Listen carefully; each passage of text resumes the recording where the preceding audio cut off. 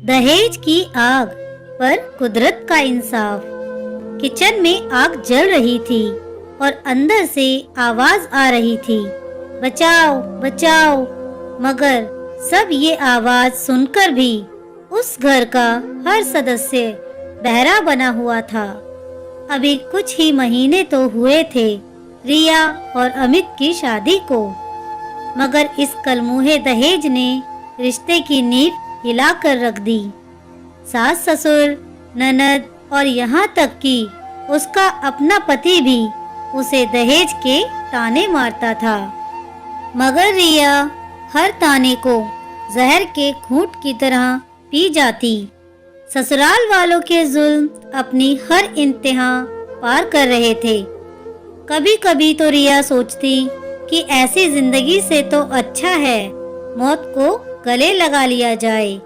फिर उसे अपने माता पिता का ख्याल आता है कि उन पर क्या बीतेगी। बस यही चीज उसे कोई भी गलत कदम उठाने से रोक लेती थी। इसी तरह एक एक कर सभी दिन बीतते जा रहे थे। उसके ससुराल वाले ना जाने कहां से उसे तंग करने के लिए रोज कोई बहाना खोज लेते थे। कभी उसके बनाए खाने में कमी निकालते, कभी उससे इतना काम करवाते कि वो ठीक से आराम भी ना कर पाती। ना जाने उसे कब इस अत्याचार से मुक्ति मिलती और उसके साथ हो रहे अन्याय के लिए उसे इंसाफ मिलता। लेकिन अमित और उसके माता पिता शायद रोज रोज के खेल से तंग आ चुके थे और चाहते थे कि ये सब एकदम से खत्म कर दिया जाए। ये सब खत्म करने के लिए उन्होंने रिया को ही खत्म करने का फैसला किया और अमित के साथ उसके माता पिता ने मिलकर ये प्लान बनाया कि रात को किचन में गैस खुली छोड़ दी जाएगी। रिया हर रोज सभी काम निपटा कर किचन में पानी पीने जाती थी, तो उनके प्लान के अनुसार रोज की तरह रिया रात को किचन में जरूर जाती और उसके बाद जैसे ही वो बल्ब का स्विच ऑन करती, इसके साथ ही सब हमेशा के लिए खत्म हो जाता। रात हो चुकी थी, सभी सोने के लिए लेट चुके थे। रिया अभी भी अपने काम में जुटी हुई थी।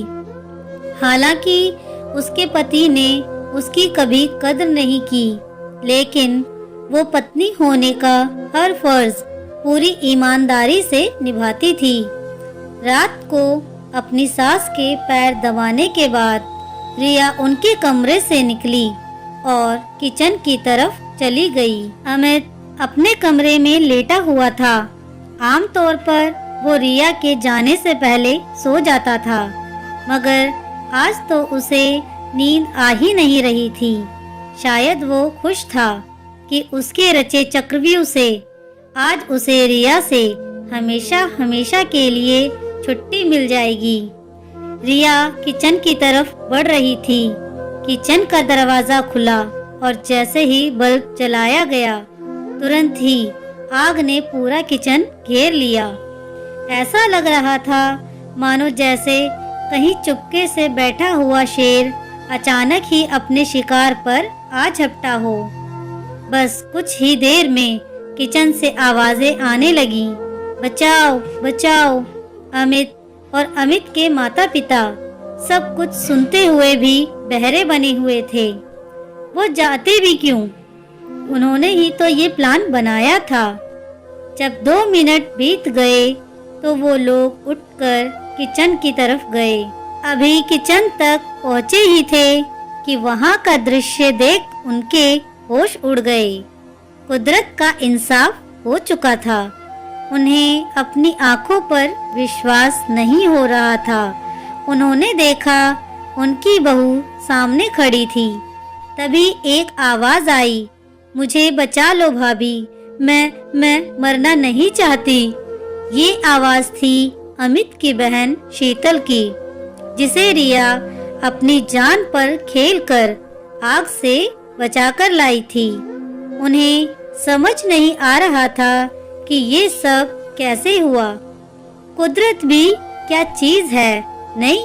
अक्सर बड़े बुजुर्गों से सुनते आए हैं कि जो दूसरों के लिए गड्ढा खोदता है वो खुद ही उस गड्ढे में गिरता है।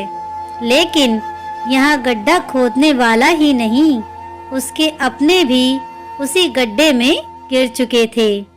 हुआ ये था कि जब रिया अपनी सास के पैर दबाकर कमरे से बाहर निकली तो उसे चक्कर आ गए और वो कमरे के बाहर ही जमीन पर बैठ गई।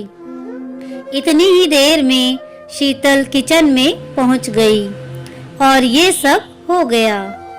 शायद ये रिया की नेक नीयत का ही नतीजा था जो वो बच गई।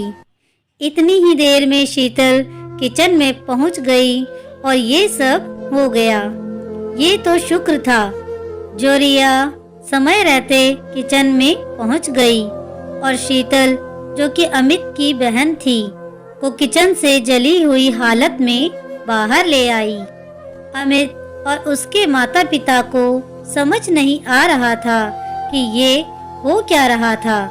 जिस बहू को उन्होंने मारने की कोशिश की, उसी ने उनकी औलाद की जिंदगी बचाई। वो शर्मिंदा तो थे ही, लेकिन इसे महसूस करने में शायद उन्होंने काफ़ी देर कर दी थी। दोस्तों, आपको ये कहानी कैसी लगी मुझे कमेंट करके ज़रूर बताएं। अगर कहानी अच्छी लगी हो तो प्लीज़ इसे लाइक, शेयर और मेरे चैनल को सब्सक्राइब करना ना भूलें। कहानी सुनने के लिए आप सभी का बहुत बहुत धन्यवाद।